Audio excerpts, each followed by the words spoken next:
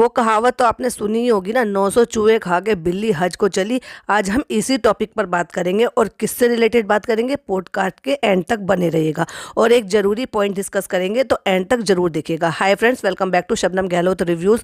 Channel पर नए हैं तो चैनल को सब्सक्राइब कर ले और साथ ही साथ बेल आइकन प्रेस कर ले, जिससे कि मेरे आने वाली वीडियो की नोटिफिकेशन आपको पहले ही मिल जाए। तो हम बात करेंगे आज चबूतरा की, यानी कि डब्बा की। हालांकि उनके बहुत सारे नाम हैं, अब लोगों ने प्यार से इतने सारे नाम दिए ही हैं, तो भाई हम वो नाम क्यों पुकारे जिस नाम से किसी को कुछ भी दिक्कत हो। तो हम वो नाम ना पुकारेंगे जो इतने सारे लोगों ने प्यार से नाम दिए हैं। यस, आप सही समझ रहे हैं। हम बात करेंगे आज डब्बा की और कुछ ऐसे पॉइंट उठाएंगे जो कि बात करना बहुत ज़्यादा ज़रूरी है। अगर आपने नोटिस किया होगा तो आप जब से शादी हुई है और व्लॉग में दिखाई देता है फ़नी, तो फ़नी को आए दिन कुछ ना कुछ प्रॉब्लम्स रहती है। प्रॉब्लम तो वैसे इसको भी रहती है, लेकिन वो अलग बात है कि जितनी हाईलाइट करके ये प्रॉब्लम फ़नी की दिखाती है, तो उससे अगर आप देखा जाए तो पैर में दर्द, पैर में चोट, गर्दन में दर्द, कमर में दर्द, कभी पेट अपसेट रहना, तो ये सारी जो प्रॉब्लम है ये आए दिन होती रहती है, जिसकी वजह से कई बार इन्होंने ये भी दिखाया है कि ये डॉक्टर के गए हैं, क्लिनिक पर गए हैं दिखाने के लिए। तो कहने का मतलब ये है कि ये जो हेल्दी लाइफस्टाइल, यानी कि मैं तो उसको टोन्ड वे में कह रही हूँ, ये जो हेल्दी लाइफस्टाइल जी रहे हैं, टाइम से सोना, टाइम से उठना, हेल्दी खाना, कम तेल का खाना, मीठा ज़्यादा ना खाना, घी डाल डाल के बहुत सारा हलवा ना बनाना, और ये सारी चीज़ें जो ये कर रहे हैं ना, शायद उसका ये बैड नतीजा निकल रहा है। यानी कि ये तो सारे काम अच्छे करते हैं ना फ्रेंड्स, देखिए भाई, ये सारे काम अच्छे करते हैं, लेकिन जब इनके काम बिगड़ जाते हैं ना, तो या तो उस चीज़ की गलती होती है या उस पर्टिकुलर इंसान की गलती होती है, इनकी गलती नहीं होती। देखिए, पॉपकॉर्न ख़राब हो जाए तो पॉपकॉर्न की गलती, अंडे खराब हो जाएं तो अंडे की गलती, और टमाटर सही से नहीं उबले तो वो टमाटर की गलती। लेकिन उसमें डब्बा की गलती नहीं है, ना तो उसने सही से उबाला है और ना ही सही से बनाए हैं। अब वही एक्ट 2 के जो पॉपकॉर्न हैं वो सारी दुनिया बनाती है, लेकिन इसको आदत है उन चीज़ों को जहाँ इसकी मर्जी से नहीं होता ना, उसको बदनाम करने की। अब चाहे वो ताज होटल हो या फिर कोई और जगह हो जिसको ये सब बदनाम शेड करते रहते हैं,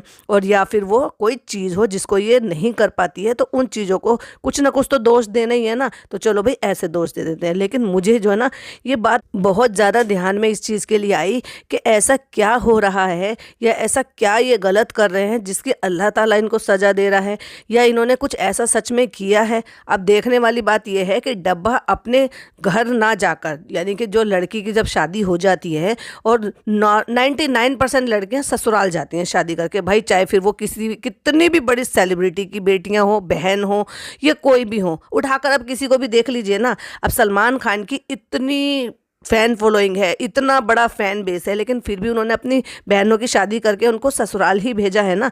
तो भाई ये जो हमारे जनाब हैं, ये उनसे भी ज़्यादा बड़े सेलिब्रिटी हो गए हैं। कल को शाहरुख खान की बेटी की शादी होगी तो वो भी अपने ससुराल जाएगी। तो मेरा कहने का मतलब ये है कि 99% जब लड़कियों की शादी होती है तो वो अपने ससुराल जाती हैं और फिर अपने घर को देखती हैं। जब उन्हें नाम मिल जाता है, इन्होंने तो सरनेम भी नहीं अपनाया है, अभी तक भी कहीं चेंज नहीं किया है। मतलब कहने का ये है कि एक बार को इनकी भाभी ने अपने नाम के साथ इब्राहिम लगा दिया है, लेकिन इन्होंने तो नाम भी नहीं लगाया है। ये नाम अभी तक भी वही से चल रही है। तो यही से इनकी थिंकिंग का पता चलता है कि ये ना छोड़कर जाना नहीं चाहती। मतलब कहने का ये है कि एक लड़के से इनका 7-8 साल से रिलेशन था, वो प्यार में थे, ठीक है। अब उसके बाद ये जो इंतज़ार करते रहे कि सही मौका आएगा, सही मौका आएगा, वो इत्तफाकली इनकी भाई भाभी की बदौलत इनको वो मौका मिला कि ये अपने पैरों पे स्टैंड हो पाई। डेफिनेटली उसमें इनकी भी मेहनत है, मैं उसको डिनाई नहीं कर रही हूँ, मेहनत है इनकी। क्योंकि देखिए, भले ही उन्होंने नाम यूज़ करा है, लेकिन एटलीस्ट इन्होंने एफर्ट डाले हैं, मेहनत की है। इधर उधर भागती है, सारे दिन कैमरा लेके घूमती रहती है, पाक पाक पाक पाक पाक पाक बोलती रहती है। तो ठीक है, डेफिनेटली इनकी मेहनत है, लेकिन इनकी बदौलत किसको मिला? क्योंकि इनको कौन जानता था? इनके भाई भाभी को जानते थे। उनकी वजह से इनको नाम शोहरत मिली। नाम शोहरत मिली तो ये एक लेवल ऊपर होती गई, फिर एक लेवल और ऊपर होती गई। और क्योंकि ये कंसिस्ट रहीं, अपने काम से वफादार रहीं, चाहे भले ही घर में कोई और काम हो या ना हो, वैसे भी इनके लिए काम ही क्या है। जब ये अब नहीं करती, ससुराल में नहीं करती, तो ये शादी से पहले क्या ही करती? क्योंकि काम करने के लिए तो इन्होंने नौकर चाकर रखे हुए हैं रिश्तेदारों के नाम पे। तो कहने का मतलब ये है कि जो अपने सैंडल नहीं उतार सकती, अपने कज़न से ज़मीन पे बिठाकर सैंडल उतरवाती है, तो वो क्या ही काम करेगी। तो उसको एक काम क्या मिल गया, और सबसे ज़्यादा आराम का काम, वो भी क्या? सिर्फ कैमरा उठाओ और अपनी जो अनहेल्दी लाइफस्टाइल है उसको दिखाओ और दिखा दिखा के पैसा कमाओ, जो कि इस्लाम में तो बहुत हराम है। लोग मुझे कहते हैं कि तुम गीबत करते हो, इस तरह से पैसे कमाते हो, ये करते हो। नहीं, मैं गीबत नहीं करती। अगर मैं गीबत जिसको कहते हैं वो कही जाती है अगर किसी के पीठ पीछे बात की जाए। मैं पीठ पीछे नहीं बात करती, मैं डंके की चोट पर यहाँ यूट्यूब पर बात करती हूँ, किसी के पीठ पीछे नहीं है। तो ये लोग जो पैसा खर्च करके कहा के कमा के दिखा के मैं इतने सूट इतने सूट इतने सूट इतने सूट बनाते हैं, अब यहाँ जा रहे हैं, अब वहाँ जा रहे हैं, अब हम ये कर रहे हैं, अब हम वो कर रहे हैं, तो क्या दिखावा आया है इस्लाम में? क्या दिखावा करके पैसा कमाना, लोगों को नीचा दिखाना या लोगों को उन चीज़ों से तरसाना जो लोग तरसते हैं उन चीज़ों से, और उन्हीं चीज़ों को उनके सामने दिखाना, क्या ये जो है इस्लाम में आया है? चलिए इस्लाम को फिर बाद में बात करते हैं, पहले बात करते हैं इनकी बातों की। तो कहने का मतलब यह है कि शादी के बाद डब्बा कहीं नहीं गई, क्योंकि डब्बा का पहले से ही प्लान था। क्योंकि इन्होंने जो लड़का था, इनको कोई पढ़ा लिखा लड़का तो तब भी मिलने वाला नहीं था जिस तरह की ये है ना, तो इसको यही चाहिए था। और वही वाली बात है ना, कुएं का मेंढक, ये कुएं का मेंढक ही है भाई। मोदाहा से निकल के ये पहुंची भोपाल पहुंची, तो मोदाहा में एक दो तो मोदाहा में ही था। इनका जो भी किस्से हैं वो किसी से छुपे नहीं है, अब उस पर मैं क्या ही बोलूँ, ठीक है। फिर इनके जो आके भोपाल में भी किस्से बने। अब वहाँ से जब इनको अपनी लाइफस्टाइल चेंज करने का और ज़िंदगी को एक और नया पहलू देने का जब मौका मिला और इनको आना हुआ मुंबई अपनी भाभी के बदौलत, तो ये मुंबई पहुँच गए और सडनली सब कुछ चेंज कर लिया। लेकिन फिर वही वाली बात है ना, चोर चोरी से जाए हेरा फेरी से ना जाए। लेकिन क्या है कि कुएं की मेंढक है, तो उसको पसंद भी जो ना वो वहीं का ही हिसाब किताब आया जिस हिसाब किताब के वो माहौल में वो रहती थी।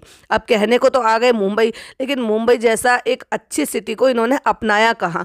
वही गांव का सब चीज़ हिसाब किताब, वही गांव के हिसाब का पहनना ओढ़ना, वही मतलब अनपढ़ लोगों की तरह से हिसाब किताब रखना, ये सब कुछ दिखाना। वो एक अलग चीज़ है कि पहले ये सब चीज़ें नज़र में नहीं आती थी। अब क्योंकि ये दिन रात के व्लॉग बनाते हैं, एवरी चीज़ जो है कैमरे पे दिखाते हैं, चाहे फिर वो कुछ भी आसपास हो रहा होता है, तो उनसे चीज़ें समझ में आ जाती है। बहुत सारे लोग इनको कमेंट कर, गंवार है, पहनने ओढ़ने का नहीं पता, पहनने का कपड़े का सलीका नहीं पता, बोलना नहीं आता, ये चीज़ नहीं पता, वो चीज़ नहीं पता। तो वाकई इनको नहीं पता है, तो इसलिए इन्होंने ऐसा लड़का चुना। जब इनको देख लिया, हालांकि वो रिश्ता भी टूट सकता था, जैसे कि वो भोपाल वाला रिश्ता टूट गया क्योंकि अब ये लाइफस्टाइल में, लेकिन इनको कोई ऐसा चाहिए था जो दिन रात इनके साथ रहे और जी हजूरी करे। अब क्योंकि देखिए एक ज़िंदगी का एक और नया पड़ाव आ गया। अब ठीक है, सक्सेस पा ली इन्होंने, पैसा भी पा लिया और आसान ईजी मनी कमाने का जरिया भी हो गया, तरीका भी आ गया और अब पैसा भी आ गया।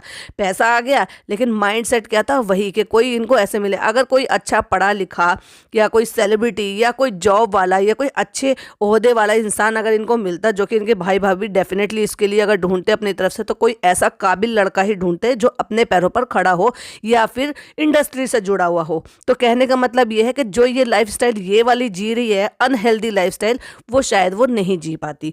सो उसको वो कौन चाहिए था कि पैसा तो मैं कमा लूंगी, लेकिन अब मुझे चाहिए कोई जी हजूरी वाला।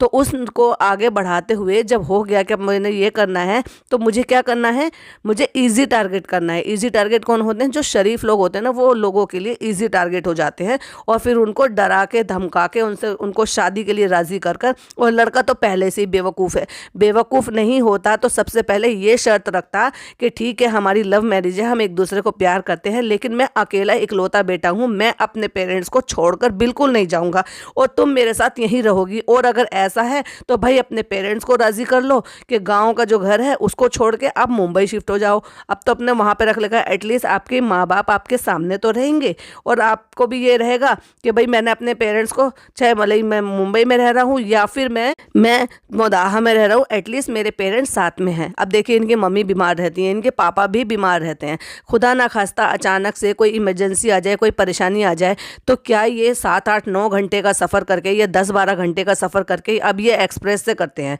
तो वो कम टाइम का सफ़र होता है, लेकिन अगर ये नॉर्मल ट्रेन हो और उसमें टिकट ना मिले तो कितनी जल्दी आसानी से क्या माँ बाप के पास पहुँचा जा सकता है? क्या उनको इस तरह से अकेले छोड़ देना इस एज में क्या आपके लिए सही है? लोगों को सही लगता होगा यार, तभी तो वो लोग मुझे बुरा भला कहते हैं, लेकिन इनको इस बात की शिक्षा नहीं देते कि तुमने इस उम्र में अपने पेरेंट्स को कैसे अकेला छोड़ दिया। अगर उनके पास उनकी बेटी रह रही होती या फिर कोई और बेटा हो, तब तो ये बात समझ में आती है कि चलो ये अगर नहीं है तो उनके पास कोई दूसरी औलाद है उनकी देखभाल करने के लिए। तो कहने का मतलब ये है कि ये अपने पेरेंट्स को नहीं छोड़ सकती, लेकिन उसके पेरेंट्स को छुड़वा सकती है। तो बेवकूफ़ कौन हुआ उसमें? ये लड़का बेवकूफ़। बेवकूफ़ है। और दूसरी बेवकूफ़ी, एक बात बताइए, आप जब आने जाने में टिकट दोनों लोगों के लिए, यहाँ से वहाँ, वहाँ से यहाँ के लिए आप क्या कहते हो, अगर पेरेंट्स के लिए जाना हो, अपने घर के लिए यहाँ से वहाँ जाना हो, तो हमारे लिए ये जो टिकट का खर्चा है ना, ये हमारे लिए नहीं है, बस हमारे पेरेंट्स खुश रहने चाहिए। तो क्या उन पेरेंट्स को आपकी खुशी में शामिल होने का कोई हक नहीं था? आपने घर में कुरान खानी करा ली आपने, मतलब एक तरीके से वो कहते हैं ना, जब नया घर लेते हैं तो ये एक फर्स्ट पड़ाव होता है कि भाई आपने अपना नया घर लिया, क्या आपने अपने पेरेंट्स को शामिल किया? हाँ, शामिल जो हुए वो कौन हुआ? आपके पेरेंट्स शामिल हुए, आपकी भाभी शामिल हुई, आपकी खाला शामिल हुए, आपके खालू शामिल हुए, लेकिन नहीं हुए तो फ़नी के नहीं हुए। और ऐसा ही ये बेवकूफ़ लड़का है जो इसने एक बार भी ये नहीं कहा कि भाई उनको भी बुला लिया जाए, एक दो दिन रुक जाते और फिर चले भी जाते। इतनी ठंड पड़ रही है इस टाइम पर, इतनी कड़ाके की ठंड पड़ रही है यूपी में, अगर वो चाहते तो हफ्ते 10 दिन के लिए उनको यहाँ पर बुला लिया होता है, क्योंकि यहाँ पे मौसम ठीक है बड़े बुजुर्गों के लिए। कोई दोस्त नहीं है, जैसे कि इसने अपने कजिन्स के दोस्त नहीं बनने दिए, ऐसे ही फ़नी का कोई दोस्त नहीं है यहाँ पे। तो जैसे ये खुद बच्चों के साथ इन्वॉल्व रहती है ना, इतनी बड़ी 34 साल की होके, वैसे ही अब फ़नी भी क्या करता है, फ़नी के पास और कोई नहीं है। मुझे तो ये लगा था कि जब फ़नी यहाँ पर मतलब अब रह रहे हैं, इनके भाई की और फ़नी की एक अलग ही बॉन्डिंग देखने के लिए मिलेगी, जैसे कि एक जीजा और साले की होती है, तो एटलीस्ट वो और नई दोस्ती की तरह से हमें दिखाई देती। भले ही वो झलक में कितना भी बिजी हो, लेकिन एक दिन की तो हफ्ते में छुट्टी होती ही है ना। तो उस छुट्टी में भी कभी हमने ऐसा नहीं देखा कि भाई इनके घर आया हो या ये भाई के पास बैठे हों, वहाँ बातें हो रही हों, गपशप हो रही हो। और जैसे कि हमने अपने एक पॉडकास्ट में पहले भी बोला था कि जब भी कभी भी भाई जो है ना अपना झलक का प्रोग्राम जो है सबको बैठ के दिखाते हैं, तो उसमें आप डब्बा और फ़नी को कभी नहीं देखेंगे। वो क्यों नहीं देखेंगे? क्योंकि कभी कहीं भी किसी भी एंगल से हमें जो भाई भाभी का जो रवैया है ना, वो इस तरह से दिखाई ही नहीं देता कि वो अपने स्टेटस का फ़नी को समझते हो या अपने लेवल का समझते हो, अपने साथ बिठाना उठाना। अब देखिए, कोई बर्थडे है, कोई सेलिब्रेशन है, या बने अपने नए घर में कुरान खानी रखी, तो इस तरह के जो ओकेशन है ना, वो तो एक मजबूरी है आमना सामना करने का और आने जाने का। लेकिन उसके अलावा आपने कभी बॉन्डिंग या किसी तरह से बैठ के बातें करते हुए या मस्ती करते हुए या टाइम स्पेंड करते हुए कभी भी देखा है? नहीं देखा होगा, क्योंकि कभी ऐसा होता ही नहीं है, क्योंकि वो इस लेवल का समझते ही नहीं है। और ये बात तो किसी से छुपी हुई नहीं है कि जब डब्बा वहाँ पर जा रही थी, तो कहने का मतलब ये है कि डब्बा के साथ फ़नी भी वहाँ पर जा सकते थे, लेकिन फ़नी को रोक दिया गया। अगर आपने नोटिस किया होगा तो फ़नी ने अपने लिए कपड़े निकाले थे पहनने के लिए कि हम जा रहे हैं भाई की शूटिंग पर, और सडनली ये प्लान चेंज हो गया कि ये हो गया कि अब फ़नी नहीं जा रहे हैं और हम जा रहे हैं। तो भाई क्यों नहीं जा रहे? अचानक से ऐसा क्या हो गया? हाँ, मैं बताती हूँ। वो अचानक से ऐसा हो गया कि भाई भाभी ने उसको मना कर दिया गया है। और अब सारी दुनिया को ये बता दिया गया है कि फ़नी और डब्बा मिलके दोनों बिजनेस कर रहे हैं, एक रेस्टोरेंट डाल रहे हैं। तो कहने का मतलब ये है कि रेस्टोरेंट अभी खुला नहीं है, लेकिन फिर भी एक अनाउंसमेंट हो गई है, लिटरली एक जो लीगली अनाउंसमेंट होता है ना कि चलो व्लॉग में बता दिया गया है, तो जिन लोगों को नहीं भी पता उनको भी पता चल जाएगा। और कोई अगर शूटिंग के दौरान वहाँ पर कोई पूछेगा कि भाई आपके बहनोई क्या करते हैं या डब्बा का हस्बैंड क्या करता है, तो आप गर्व के साथ अब बिना झिझक के और बिना ही अपने आप को शर्मिंदा किए हुए ये कह सकते हो कि इनका रेस्टोरेंट का काम है और इनका रेस्टोरेंट है। तो देखा इनकी चालाकी, ज़रूरत से ज़्यादा ही चालाक है। तो अब जब भी डब्बा का व्लॉग देखेंगे, आज डेफिनेटली आएगा, क्योंकि आज इतने ही टाइम पे उनका आता है, इससे ज़्यादा वो गैप नहीं करते हैं, और उससे पहले हमारा पॉडकास्ट आ जाएगा। तो डेफिनेटली आप देखेंगे डब्बा और फ़नी दोनों ही भाई की शूटिंग पर गए हैं।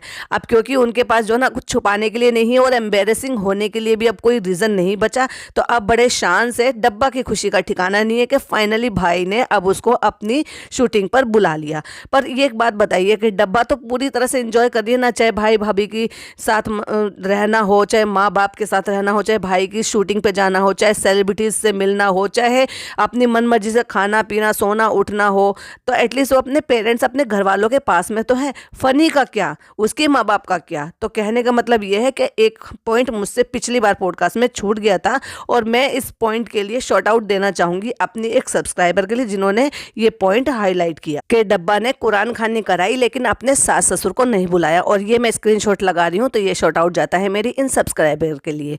और एक और पॉइंट है, अभी कुछ दिन पहले आपने डब्बा की स्टोरी देखी होगी, तो उनका जो फ़नी का जो एक दोस्त है, उनके पापा गुम हो गए हैं। मतलब फ़नी का बहुत ही करीबी दोस्त है और उसके पापा गुम हो गए हैं। तो सोच कर देखिए उस परिवार के ऊपर क्या बीत रही होगी। तो डब्बा ने एक स्टोरी लगाई थी जिसमें वो पूरी बात भी नहीं कही गई थी, वो सिर्फ अपना दिल का दर्द बता रहा था वहाँ पर, जो भी वो उसका दोस्त था फ़नी का, लेकिन वो पूरी स्टोरी नहीं है। अगर चाहते तो वो पूरी की पूरी जो भी उसने स्टोरी अपने उस पर लगाई थी या फिर रील शेयर की थी या जो भी पोस्ट शेयर किया था, था उसको ये 2 या 3 पार्ट्स में भी डाल सकती थी, जिससे लोगों तक वो पूरी बात जाए। फिर उसके बाद क्या हुआ कि 2 दिन बाद फिर फनी ने ये स्टोरी लगाई, जिसमें कैप्शन में सब कुछ लिखा हुआ था कि ये मेरे दोस्त के पापा हैं, मतलब ये मेरे पापा हैं।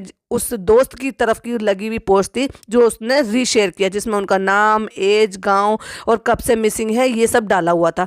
फिर 2 दिन बाद उसने ये लगाई। तो कहने का मतलब ये है कि जो 2 दिन पहले उसने स्टोरी लगाई थी, उस स्टोरी को भी पूरी लगाकर और खुद आकर स्टोरी पर ये बात भी बोल सकती थी कि इस तरह से फनी के दोस्त हैं, उनके पापा मिसिंग हैं और ये उनकी एज है, उम्र है, वो तब से गायब है। तो प्लीज़ आप सबसे दरख्वास्त है, अगर आप इनको कहीं पर भी देखें तो इन्फॉर्म जरूर करें। तो इस तरह से क्या ये नहीं कर सकती थी अपने फनी के दोस्त के लिए, जबकि वो गुम हो गए? तो सोच कर देखिए उस दोस्त के घर वालों पर एक एक दिन कैसे बीत रहा होगा कि उनके एक घर का मेंबर जो है वो मिसिंग है, जिनकी कोई खबर नहीं मिल रही है। तो कितने सवाल मन में उठते होंगे और कितने तकलीफ से एक एक पल गुजर रहा होगा। तो कहने का मतलब ये है कि ये रिश्तों को जो ना सिर्फ अपने रिश्ते नातों को तो समझती है, अपनी मम्मी, अपने पापा, अपने भाई, अपनी भाभी, मतलब वट एवर जो भी अपने अपने ननिहाल वाले हैं, लेकिन नहीं समझती है तो ना फनी को समझती है और ना ही फनी के जो है पेरेंट्स को समझती है। तो कहने का मतलब ये है कि ये इन सब चीज़ों का जो भी कोई रीज़न है ना, वो पूरा का पूरा उसका हक जो जाता है ना, ये फनी को ही जाता है, क्योंकि आज जो जिम्मेदार है ना इन सारी चीज़ों का वो खुद है। और आने वाले वक्त में तो भाई अल्लाह ही मालिक है, और उसके साथ क्या क्या होने वाला है और क्या क्या झेलना बाकी है उसके पेरेंट्स को। तो ये कुछ पॉइंट है जो मुझे हाईलाइट करने थे। वीडियो पसंद आए तो लाइक शेयर कीजिएगा, चैनल पर पहली बार आए तो सब्सक्राइब कीजिएगा। मिलती हूँ एक और नई अच्छी सी वीडियो के साथ। टिल देन बाय बाय, अल्लाह हाफिज़, टेक केयर।